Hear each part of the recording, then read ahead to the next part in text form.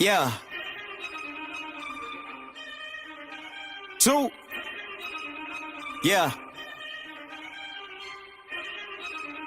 Aye. Yacht over money. I'm jacking the beat, you calling the cops. The yapping is cheap, I call you the ops. The rapping is hating, it's all cause of pop. You get a leak for the ball, get a drop. Feel like I'm wrong when I double it back, cause I'm making it harder to catch that. But I covered the ticket, I call you to visit. You tipping and hit up the cash app. Baby girl, been around for it, yeah. In the old days, I was stuck in old ways. Never really trying to flip the old page. Young man tripping at an old age. Thinking I was flicking, had a low wage. Led the bro days, then a slow praise. Thinking it'd be different, it would gon' change. Then it really didn't, it's a cold game, yeah. Ay, all I really wanted was the money in the pocket. Got over money, but the money ain't the topic. Like Bill Doe and the money gotta stop it. Kid need food and the whip need juice. I'ma get these views when the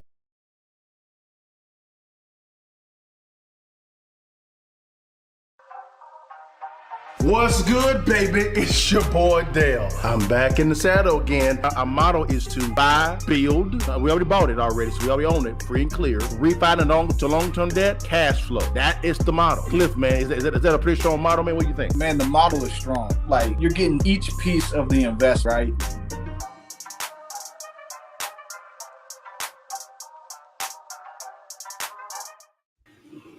What it do, baby? It's your partners. What's going down with y'all, man? Y'all doing all right, man? You see that thing? We're looking better than you. Take the damn picture and give it to your mom and them guys. And welcome to Real Estate Live. Cliff, baby. What's going down, man? How you doing big time? Doing good, man. Had a good week. It's been interesting. The market's been changing, but you know Yeah, it that's how it is in has. this game, man. Yeah, it has, man. It's been changing a lot, hadn't it, big dog? Yeah, man. Market's changing a lot, so we're gonna get into it today. But I'm seeing a lot of different changes happening in this market.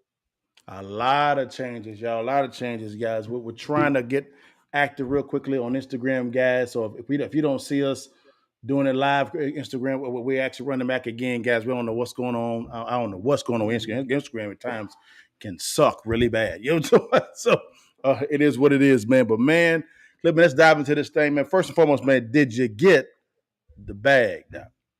Every week, every week. Every week we got Yes, that sir. damn bag. We sure did, guys. Well, man, let's jump into this real man and get right into it, man, real quickly here, brother. Let's do this here. Oh, here we go. Let me try this again real fast on Insta feed, y'all. I think I may have figured it out, y'all. I don't know what's going on, but we're gonna figure this thing out. Give me a second, Cliff, man. So we got the bag, man, which is good, man. Man, how baby girl doing, man? She doing all right? Yeah. The baby girl doing real good, man. Growing up every day, man. It's amazing to see. Yes, it is, man. Cliff has a little girl, y'all. So here, I can say this from experience, man. She will have him wrapped around his finger, like mine do, all the time, and it's gonna be more of "Daddy, can I have?" And you're gonna be like either yes or no every time, bro. Get ready for it. Get Mm. ready. Get ready. For mine, it is, "Daddy, can you drive? Teach me how to drive." And I'm like, damn. Yeah, you know what I'm Yeah. saying? So it is what it is, man. But guys, let's dive into this thing real fast, man. We know how we do this every single time. We dive right into the current market analysis, guys. We're gonna look at something that's actually pretty cool here, guys. And we're gonna look at Cliff, bro. We're gonna watch some video content, guys, on 90% commercial real estate pricing declines. 90%, bro. That is crazy town, Cliff, man. What do you think about that, big dog? Yeah, that's what we're seeing. The interest rates, they actually jumped this week, jumped last week too. So we're starting to actually see the interest rates go up higher, which is hurting the Yes, commercial real estate. it is. And I mean, the numbers don't work. That's Yeah, what's got happening. The don't numbers don't just work stop out. working. Now Hmm. watch these numbers. Here's the numbers, guys. Here's the numbers. Let's listen to my man's number. Here we go.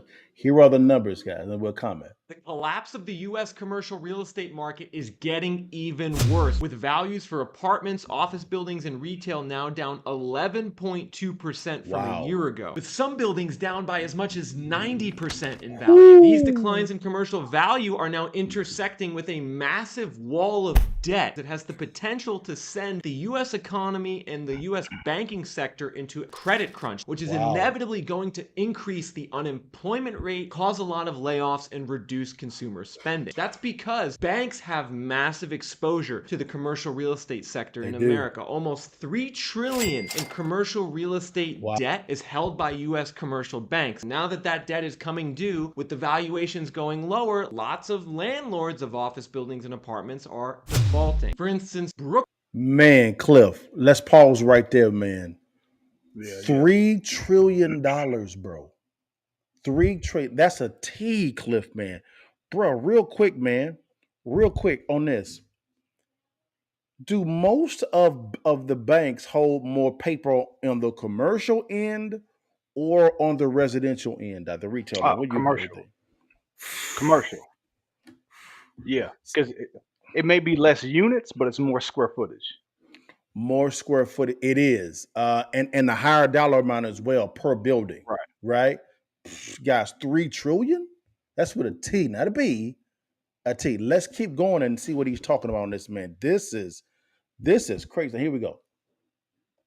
Brookfield Corporation, one of the largest asset managers in the world, think of them as the Canadian version of BlackRock, just defaulted on a $161 million mortgage for office buildings around Washington, D.C. And why did they default? Well, the occupancy rates for these buildings fell from 79% to 52% over the last 4 years, while at the same time, monthly interest payments jumped from $300,000 to $880,000 due to the Federal Reserve interest rate hike, which is a massive double whammy occurring for owners of office buildings in particular in America. They're dealing with a secular downturn in companies wanting to lease office space due to an increase in remote work, to go along with number two, interest rates that are now much higher when they go to refinance their debt. And there's a lot of debt that needs to be refinanced in the commercial real estate sector going forward. Bloomberg reporting that there's a $1.5 trillion wall of debt looming for U.S. commercial properties. In particular, Morgan Stanley sees massive refinancing risks, and they're predicting that valuations could fall as much as 40%, with $400 billion of this commercial debt maturing in 2023, $500 billion in 2024, and $470 billion in 2025. Good As Lord. more of these landlords go into default on their mortgages, many are just walking away from these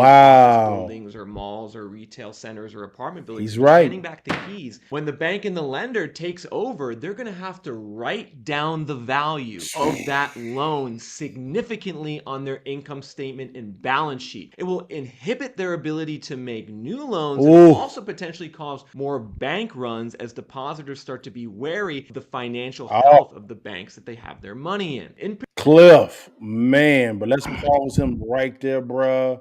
And let's unpack what my man was talking about. Cliff, bruh. Man, he mentioned a lot of things in that dissertation. And he talked about bank runs, number one. He talked about banks having to write down that debt on their P&L balance sheet and as losses. And also there's bank runs, which is going to cause a credit pullback, which means they can't lend out more money, man. Man, give me a thought. What do you think about what you're talking about, bro? Yeah, they're forcing the entire market to stall. Yeah. So we're going to see just less activity overall, but the commercial banking industry, for commercial banks, in commercial debt, they rely on those interest payments more than residential. Those are 30-year payments typically. Commercial, that's when they get into interest only, year over year, or they'll do 5 years, maybe 10. Those get rolled over more. So that's why I think the Fed is going to have to cut.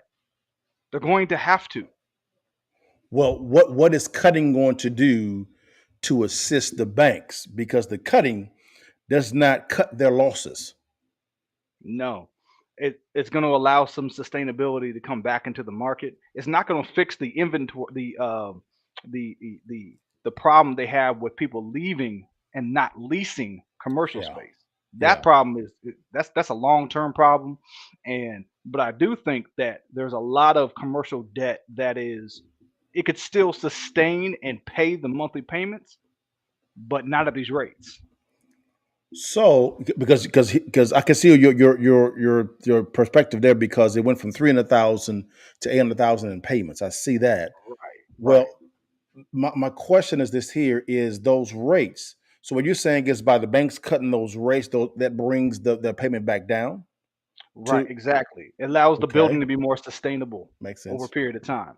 Because if your payments go up and you have less people renting from you, that's default. Well, the problem with that though is you're kind of doing kind of a razor's edge type of a sword there because let's just say, for instance, on one side of the sword, the Fed does what you're talking about, which is cuts the rates, right?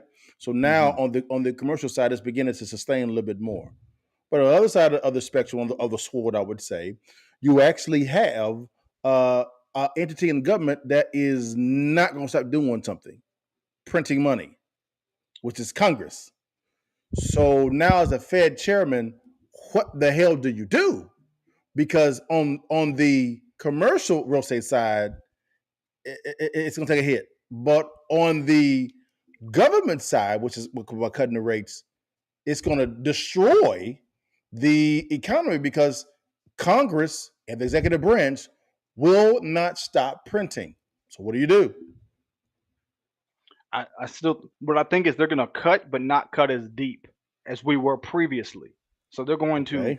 drop the rates and they're gonna do it slowly. I don't think it's gonna be a rollout that's gonna be quick. I think it's gonna be a slow, methodical rollout like they have been. Okay. But the government problem about them spending, you ain't gonna stop that. They gonna keep spending. Well, then that's a problem then because if the government's not going to stop spending, what actually happens then is this here is it doesn't stop inflation because inflation is too much currency flowing to too few goods. So inflation is going up even more. So even cutting of the rates does nothing. Well, so the flow of that money from the government is going to be slower because the projects they're putting it into. So, for example, they're pumping it into development, right? Yeah. They're pumping it into certain areas. The problem they had Yeah. with inflation last time, they literally give it to everybody. You got everybody got something. You know, everybody got a check. Yeah. Everybody got with the money going forward, that's gonna Yeah. cause inflation, but it's gonna cause it differently than when you just give it to everybody versus when you get it for So construction purposes. so what you're saying is what got us in this situation was the first time was because of how the money flowed to the consumers. Is that what I'm hearing you say? Two things: the amount that we did, and the flow to the amount that every business got money. Every single person, not every, but most people got a check. So if you applied for the PPP loan, that's additional inflation. If you applied for the EIDL loan, that's additional inflation. If you got your $1,000 check twice, those things are direct into the market. That's why you saw Amazon stock go up. You saw Bitcoin fly up. If Sure. we're just spending that money on building a bridge or Sure. building an airport, that's a slower, methodical way of inflation. So you're talking about speed now because what they're Right, doing is they changed the definition of or the metrics on how they actually um, calculate inflation. It was once every 2 years. Now it's every year, right? So right. they can Yep, brag, yep. which is really a lie, and say that hey, our policies are working, and they're not. So, but still, no matter if it's speed or not, you still have the same problem. Too much currency flowing to too few goods. Oh So yeah, even if I am a even if I am a commercial developer that owns office buildings, which to me right now we've kind of tempered back from buying office buildings. If we do something on the commercial side, it's more on the warehouse side, and that's very very selective as well. I was just mhm, more on the apartment complexes and new constructions, what we kind of doing there.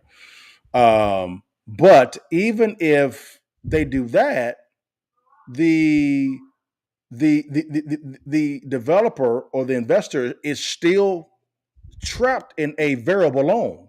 That's why it went from $300,000 to $800,000 a month in payments. They had a variable loan, right? They're still right, in that right. Yep. same boat. So will the investor be able to refinance to a more stabilization type of rate if the Fed cuts these things with what you're talking about, which to me is not going to solve anything with inflation? I don't think it's going to solve inflation. What I think it's going to do is try to get a more sustainable path forward. Once we end up dropping, because so let's say the alternative that we hold rates. Okay. What you're seeing in the crash is just going to continue, and Yeah. you're going to have a destruction of the economy. Yeah. Yeah. Yeah. I'm rocking with you, but Mhm. here's my thing: is what I'm hearing from you is I ain't gonna shoot you now. I'm shoot you later on. That's what Kind of. What I guess what I'm saying is, I ain't going to shoot you, but it's going to be a slow death. Yeah, so I ain't gonna shoot you. I'm That's just what gonna I'm cut your saying. throat. So basically, I ain't gonna shoot you. I'm just gonna slit your throat. Right. That's what it is. Right. Yeah. Yeah. Because Oh, if boy. you look at the money supply is going to go up. But it's the same thing as if I said, Dale, I'm gonna give you $1 billion. You're like, cool. I'm gonna give me $1 billion. Cool. But I'm Mhm. like, but you can only spend 100,000 a month. That can only allow so much of that money to get pumped into the system. So I hear that. I hear that hypothetical. Let me ask you a I think a very astute question. Right. Right. When has the government ever said you can't spend money fast? No, they're not going to. It's just the way we got here. How we got here was Okay. spending too much money. Yes. Let's do it this way. Instead of everybody getting $1,000 Yeah. and everybody getting PPP money and all that other Yeah. kind of stuff, if the Yeah. Yeah. government would have said, y'all going to get the exact same amount of money, but we're going to spread it over 10 years, we Okay. would not have got the inflation. It might have went up to 3, maybe 4%. It wouldn't have gone up to Sure. 9, 10, right? Because But it would have been a slower inflation rate over time. but that slower rate over time is I think you're smuggling in something that or you're missing. There's a Mm, log in the eye, so to speak. okay. Congress Yeah. will not stop spending. It doesn't matter how slow that the consumer spends it. Them jokers gonna keep on spending. Oh, I'm not saying inflation is going to stay flat. It's going to go up. No, okay, Yeah, yeah, yeah, yeah. okay. I'm Yeah. like, man, this is. It's so. It seems like on the commercial side, what you're going to begin to see, guys, is a lot of big time developers, and I don't blame them, saying, "Here go the keys, sir. I'll let you." Yeah. Hmm. That's coming. Now, what does that do for us? Well, I'm not a big fan of buying off a building right now, unless I can convert them over to some type of living quarters or some, so to speak. And that right there is going to be a barn burner. That right there is a. I would need to buy that commercial building at a very, a very a deep discount, like a deep discount, for me to even justify that at all. I mean, damn near free. Would Yeah. you agree, Cliff? Yeah. You got to get it pennies on the dollar. Yeah. Because, I mean, if you get in the office building, you try to do that, man, you know what? The better option would probably be to do luxury condos. Yeah, we're gonna talk about that next week, guys. Luxury condos. Yes, you can do that. But how would you, and we're going into next week's show, guys, but how would you, from a GC standpoint, take a office building and go into a luxury apartment? Because typically, when it comes to office building, you have offices and you have one place that you actually go and go use the bathroom with no showers. Yeah. So you would, if you do luxury, the only thing I'm thinking is if you decide to go, somebody decides to go in and do that, say luxury condos, that allows them to push that price up pretty high. Okay. And you may only get, right now per floor on an office building, you have 1 or 2 bathrooms. You probably would have to double that. So you'd have to add maybe 2 more bathrooms on that floor. But on a luxury condo scale, you would just have a large footprint. You would have a condo that would be maybe 3,000 square feet, 4,000 square feet. That would allow you to be able to So have less what's bathrooms per square foot. Got you. So what you're saying is, let's say, for instance, you have on one floor, you have, I don't know, because typically with office spaces, it is really like one big old room, and what they Right. do is Yep. they subdivide it up. All you would do is knock those walls down, right, and then make one of those rooms, make it a bigger type of living quarter, so to speak, a condo, and then take the plumbing from the one floor bathroom and funnel that into one side and the other. So basically, you'll have anywhere from 2 to 4 condos per floor. That makes sense. Right. That That's the makes sense. only I'll thing do I'm that. thinking. That's the only I do thing I'm that. thinking is because then you still have to add bathrooms, but You sure maybe do. only one more. Yeah, you do. You know what I'm saying? So, and then you'd have made. Now the question would be, how much could you sell those units for? You'd have to sell those units for 600 to eight I hundred wouldn't. thousand dollars I a wouldn't. unit. Why would you sell them though? Why would you not lease those properties out? Lease them boys out, man. How much would you get on that though? If you had to lease maybe $5,000-6,000 a month. Well, think about it though. If you are a retail consumer and inflation is happening, right? And right now, you're looking at maybe 7.5%. If you're going FHA, if you go conventional or non-QM, you're looking at 8, 9, 10%. Yeah, you're right. Easy. Yep. Would you, as a consumer, want to borrow money at a 7 to 10% cost of capital, or lease it for 1 or 2 or 3 years, wait till things kind of to begin to cut it, and then do that? Or you work out a lease to own scenario with the investor, and an investor seller finances that property out to you. Yeah, I'd lease to own.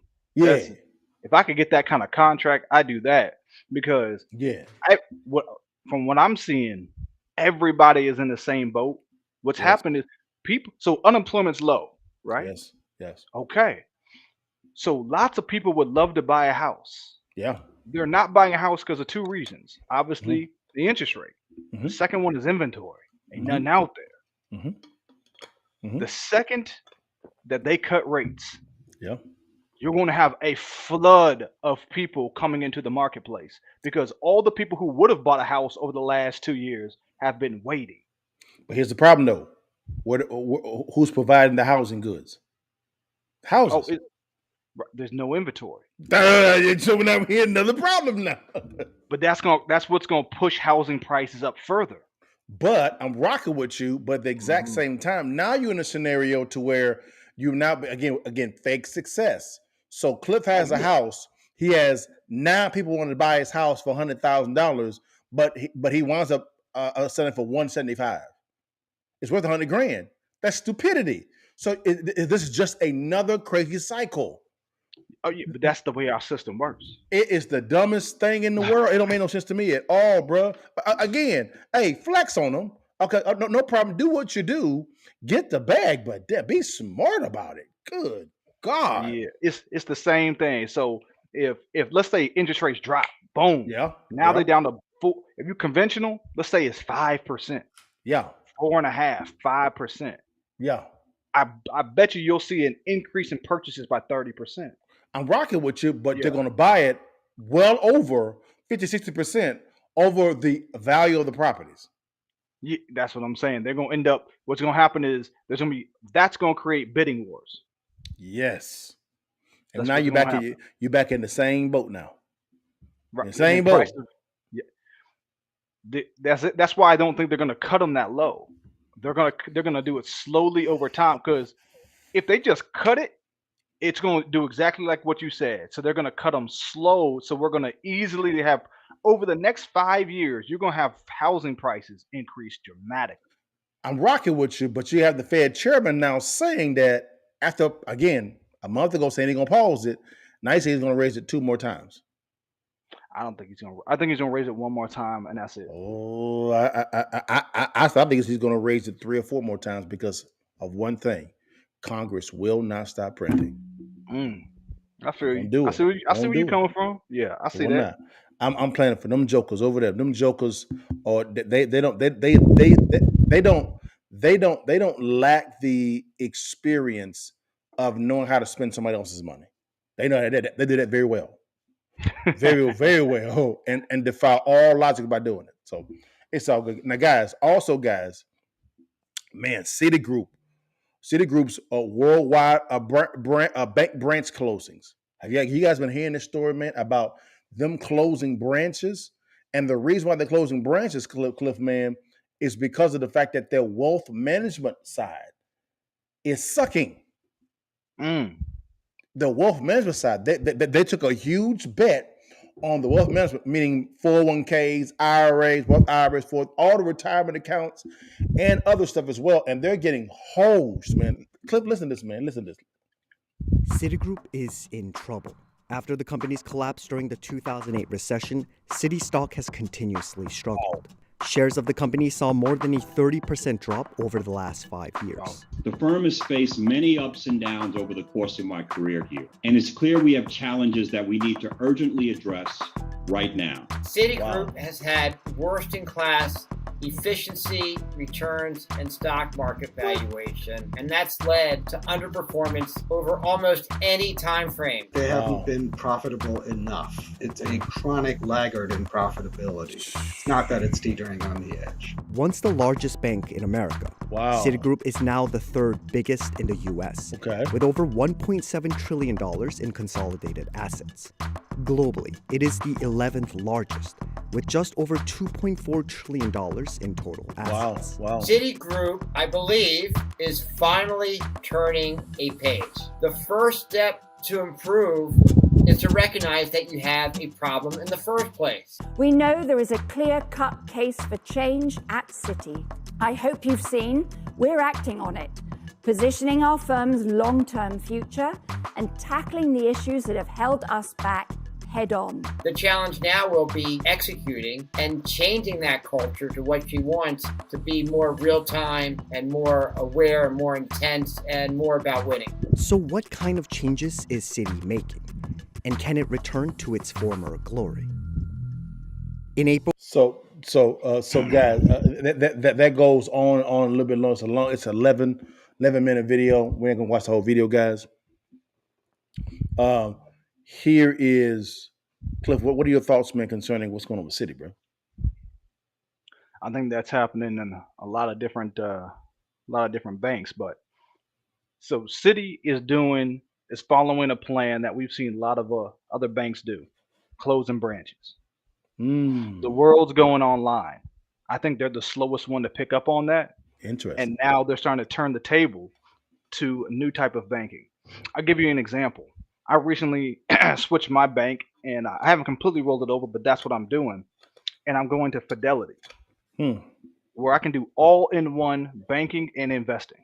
I have access to bonds. I have access to stocks. I have access to a regular bank account, and I can also deposit checks. And I can do everything all in one account. I don't have to leave. If I see an opportunity to buy something I like, I can do that in terms of a stock or a bond. Okay. But if I need to pay my mortgage, I can also pay that as well. It's called a cash management account. It's FDIC insured. Okay. And I think that's the way the world is going, where you want everything in one. I don't want to go to different banks for different things and just have just being a checking account. I don't think it's going to cut it anymore. So basically what you're saying is Citigroup is behind the 8-ball on really executing what's going on. And I agree with that they've been kind of like trash on that. Even though they are the third largest bank in the U.S., but they're far behind the first two, far behind them. So it's just a Citigroup, man. They made some bets on their wealth management side. They kind of put it behind the 8-ball, and so I agree with Cliff. They're trying to change it. You saw the CEO and CFO talking about we need to make drastic changes like now, and they're saying this on camera. So Citi, and because of that, they've been closing a lot of their branches. Now, since all this with Capital One, they have some branches, but Capital One is really going a lot of online, and also Ally. Ally actually became a behemoth, beginning online. If that makes sense, do you agree, man? Yeah, online is the future. What do you need to go to a branch for? You're right. Yeah, I just deposit my checks online. Outside of that, I really don't need it. That's why I switched to Fidelity. I think another one that I was looking at was going with JP Morgan is basically creating the same thing, which is I want a lot of people, they're using Robinhood, right? They're using even Cash App in order to buy stocks, move their crypto. Yeah. They're doing the future is all-in-one banking.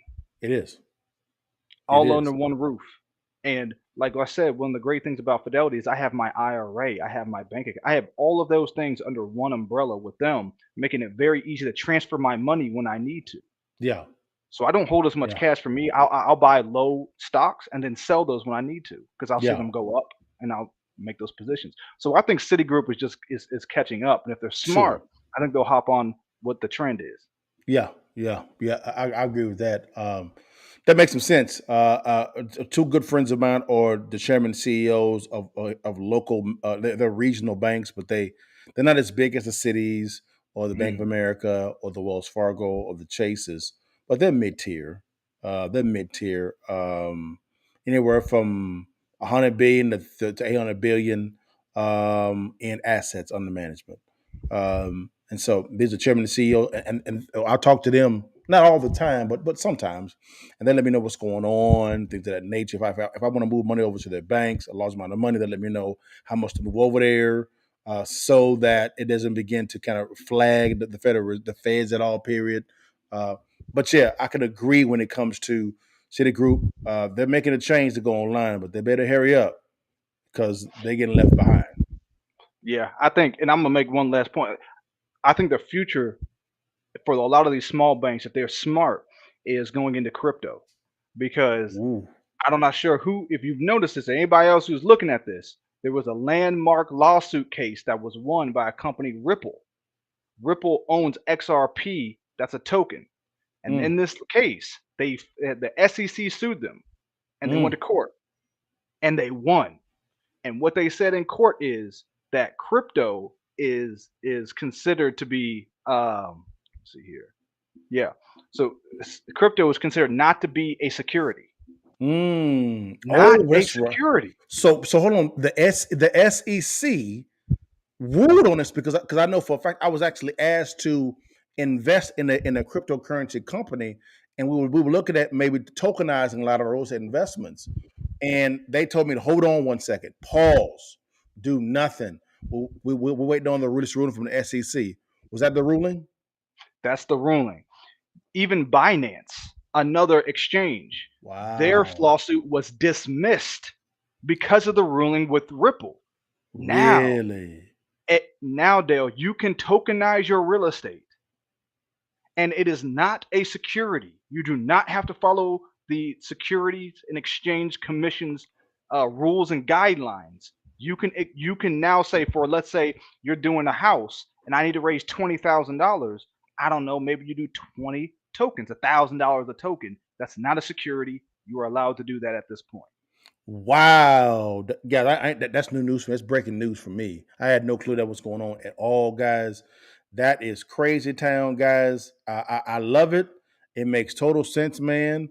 And yep, I'm calling my attorneys on Monday about this. Yes, sir. That'll change the game. The fact that and I think that's the next step is creating basically your own management company where you have your own token. People buy in, they buy your token, and with that they can buy a piece of your real estate, be a part of that, and then when you receive the money into the bank account, you turn that right into the token and you feed it to them.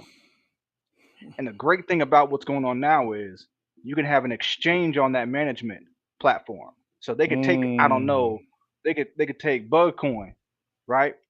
And they can change that to another currency on your same platform and take the money out however they want. Makes sense, man. That makes some sense, guys. Man, that tokenization of real estate, man, that's gonna be the future, man. Game changer, guys. So that's what I say, guys. Joint venture investing is a powerful tool in real estate because now you can monetize, you can partner with somebody that actually has the experience and also secure your investment by having your money backed by something tangible and getting a great return also on an annual basis. Great return. All right. But man, guys, we kind of went in a little bit, guys. Now, as you guys can see at the bottom, me and Cliff, we've been talking about doing the free masterclass again, guys. We're all going to do the masterclass again, guys. We have a date kind of in mind. We may have to push that back maybe a week because we want to make sure that we got it set up right for you guys. The first one was our first time doing it. It was very successful. But we believe we can always excel more. And so, Cliff, man, if you could tell everybody, man, how was that first masterclass, man, and did we share any value to the people? Yeah, the first class was good. We had a lot of people on there interested, good asking questions, and one of the big benefits that we had was actually walking through a deal and Yes. showing somebody who had interest in joining our program exactly how we can benefit them, because we saved them thousands of dollars by telling him why it was a bad deal. Oh yeah, he knew in 5 minutes. Right. He We was knew like, from some Yeah, go we ahead. knew from some basic information. We asked him the square footage, the age, how much he bought it for, basic details. And so from that, we're able to ascertain exactly the type of reason he should go forward with the deal or walk away. And in this case, he should have walked away. So it was a huge benefit to be able to have people ask questions and join in and figure out what deals work best for them. That is correct. And also, guys, to kind of let you know as well, Cliff knew within seconds of we walked through that deal. He asked him, "Well, how much is the scope of work? How much is it?" And he said, he said about 15,000." And he said, "How much? What needs to be done to it?" And he said he began listing off what needs to be done to it. He's like, 15,000 on the page for paint. That's it. So you mean tell me you're going to invest 15,000 in the scope of work, and it's going to increase the value $85,000? It didn't make any sense. He said, "Oh damn!" He said, "You see how you think about that? Maybe a $30,000 plug would actually make sense because you have because you need to get this stuff done, and then also you have your carpet, you have your cabinetry." So we began walking through with him how to put together a proper scope of work, and he said, "Oh damn!" So in 5 minutes, he understood this was a bad deal. Right. Yep. That was it, guys. Man, guys, that's all I had for today, guys. We'll keep you posted on the free masterclass. We are going to be good doing some marketing for this time. This last time we did very little marketing. I mean, damn, like 1% of marketing, like paid 1%, and we had a full room. So now, guys, we're going to try to put some dollars behind marketing. So it's going to be part of a bigger room. So we're talking about new construction, commercial real estate, apartment complexing, fix and flip, buy and hold, joint venture, how to general contractor negotiations, you name it. We'll talk about all that information, guys. All right, guys. But man, yeah, that's all I had, man. You want to say anything before we leave, Doc? Nah, man. Like I always say every week, one deal could change your situation. So join us, listen to us, man. Join the masterclass and see if you can get that one deal done. Guys, yes, sir, man. That's why, again, guys, you're one way away from changing your life. Just one decision away, guys. This may be the decision. But guys, thank you so much for your time. God bless you guys. I may have some big news coming up soon. I keep posted. It's like some really big news. Cliff know what I'm talking about. And so, but guys, you know how we end it every single time, guys. Before you leave, and while you can, you see that thing, guys. Take that damn picture, guys, and give it to your mama them. Now say it with your chest, guys, and holler at your partner. God bless you guys. Peace. God give thanks. Whoa. Bless God, give thanks. Bless God, give thanks. Whoa. Bless God, give thanks. Whoa. Big God, big grace. Whoa.